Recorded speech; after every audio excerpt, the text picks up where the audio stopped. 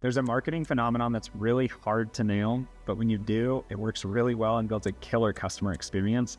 And that is, you start with something extreme and then you normalize it for the everyday consumer and customer. The two best examples of this are Yeti and GoPro. I mean, Yeti sold a $400 cooler to rednecks and GoPro sold a $500 camera to surfers. Before they were household names though, GoPro and Yeti didn't sell to the masses. They sold specifically to extremists in their niche. Yeti went straight to the rugged hunters that were dragging elk through the heat in Texas, and GoPro was selling to surfers that were hitting 20-foot waves and skydivers. They were extreme. They weren't trying to target the everyday consumer at first, soccer moms, college kids, families, but they knew this: if it works for the hardcore, it'll inspire the casual. Both brands built trust through performance, and then they scaled through aspiration.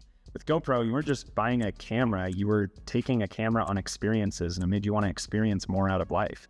With Yeti, you weren't just buying a cooler, you were buying an identity. And once they earned that credibility with the top consumers inside of their niche, the everyday folks follow. Because it wasn't just about need, it was about status. GoPro made you feel like an adventure, and Yeti made your weekend elite. These two brands are the perfect example of start with the obsessed few that are going to love your product. And then you let the crowd chase the story that you lead them to, because that's how legendary brands scale, through positioning and not necessarily through popularity.